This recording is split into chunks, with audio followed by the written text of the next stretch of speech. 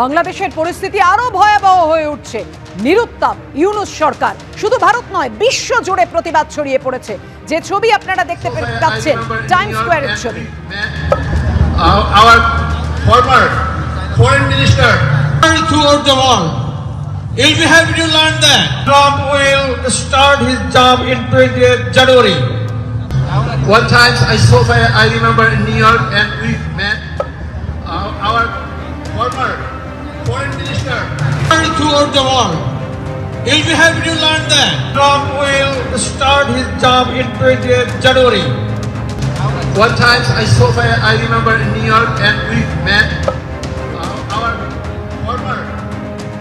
ওপার বাংলা থেকে এপার বাংলায় পড়তে এসেছেন যারা, তেমনই এক ছাত্রী। তার কি অভিজ্ঞতা, তিনি কতটা উদ্বিগ্ন দেখুন। ওপার বাংলা আসলেই বদলে গেছে। এখন যে সিচুয়েশন সেটা দেখে একটু তো ভয় লাগছে যে আমি এখানে যেহেতু পড়ছি, ছুটিতে বাড়ি গেলে আমি আবার এখানে ফেরত আসতে পারবো কি না, কারণ যে কোনো সময় যে কোনো কিছু হয়ে যেতে পারে। আমরা জানি যে আপাতত ভিসা বন্ধ আছে, ট্যুরিস্ট ভিসা বন্ধ আছে। আমি স্টুডেন্ট ভিসাটা করিয়েছি অনেক কষ্টে, কারণ আমি স্লট পাচ্ছিলাম না। এটার জন্যই বাড়িতে যেতে পারছি না, বাংলাদেশে ফেরত যেতে পারছি না। আবার গেলেও মা বাবা বলছে একটু পরে আসো, একটু শান্তি ফিরুক দেশে। আপনার বাবা যেহেতু সেনাবাহিনীতে ছিলেন, আপনি দেশের জন্য তিনিও তো অনেক কিছু করেছেন অবশ্যই, কিন্তু আজকে তিনিও তো বাংলাদেশের সংখ্যালঘু। সংখ্যালঘু ঠিকই, কিন্তু তার উপরে আমরা মানুষের উপরে সত্যি কিছু নেই। আমরা বাংলাদেশি, আমরা নিজের দেশকে ভালোবাসি, প্রচণ্ড ভালোবাসি। তাই বলে নিজের দেশকে ছেড়ে যাব তা নয়, নিজের দেশকে আঁকড়ে পড়ে থাকবো, কারণ এটা আমার দেশ, আমার বাংলাদেশ।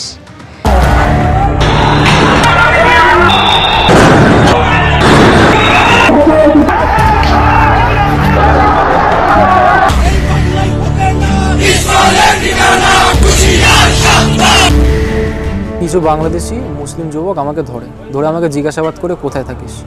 আমি বলেছিলাম আমি ইন্ডিয়াতে থাকি। তারপর আমার ধর্ম জিজ্ঞেস করে, আমি বললাম আমি হিন্দু। তারপরে তারা আমাকে সাইডে নিয়ে গিয়ে আমার পকেট ছিনটাই হাতানো শুরু করে। আমার মোবাইল কেড়ে নেয়, আমার টাকা পয়সা সব ছিল পকেটে, সেগুলো কেড়ে নেয়। তারপরে তারা আমাকে মারধর করা শুরু করে, চাকু দিয়ে আমার এখানে মারে, পাথর দিয়ে আমার মাথায় মারে, আমাকে যাচ্ছে দেবে 5-6 জন মিলে আমাকে পিটে।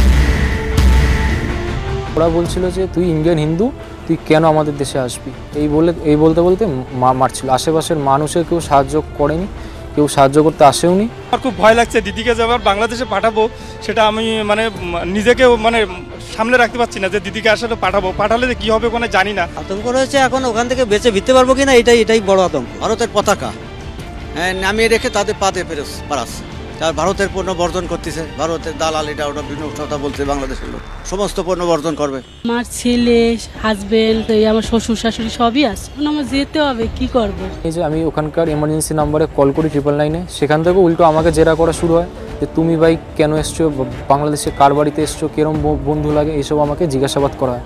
তারপর বলে থানায় গিয়ে ডায়েরি করতে। থানায় যাই, এই থানা সেই থানা সব দিকে ঘোরাতে লাগে। এই থানা হবে না, আরেক থানা হবে, সেই থানা হবে না, আরেক থানা হবে। চিকিৎসা করলাম, প্রায় একটা প্রাইভেট হসপিটাল গেলাম, সেখানে বললো এইখানে হবে না, অন্য একটা হসপিটাল হবে। এই করতে করতে ঢাকা মেডিকেল কলেজে যাই আমি। তারপর আমার চিকিৎসা করে ওখানে কোনোরকমভাবে অনেক রিকোয়েস্টের পর পুলিশ কেস হয়নি। আমি পরের দিন সকালেও চেষ্টা করেছিলাম করার, কিন্তু ওখানকার এলাকার কিছু নেতারা, উকিলেরা, ওরা এসে আমার ওই পরিচিতের ফ্যামিলিকে প্রচণ্ডভাবে শাসায় যে আমি তো কেস করে চলে যাবো, তারপর তোমাদের কি হবে, তোমার ছেলে আছে। আমি তো গেছি ধর্মের নামে, কিন্তু ওখানে যাইয়ে দেখি যে বিশৃঙ্খলা আমাদের প্রতি যে অত্যাচার করে, ওখানে হচ্ছে মারামারি, হাঙ্গামা, লুট, ছিনতাই, এগুলো হচ্ছে। উৎকণ্ঠা নিয়ে তো অবশ্যই ফিরছি, কারণ দুই দেশের মধ্যে সম্পর্ক অনেকটা অবনতি ঘটে গেছে। পথে ঘাটে আমাদের এরকম যারা ধর্মভীরু তাদের দেখলে তাদের লুটপাট।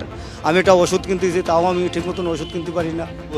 বলে যে ভারতে যারা এসে ভারত থেকে তাদের ওষুধ দেওয়া যাবে না, পেঁয়াজ রসুন বন্ধ করে দিচ্ছে, আমাকে বর্ডার সিল করে দেবে, এই দানায় বানায় যা না আসে তাই অক্ষত পয়সা গালিগালাজ।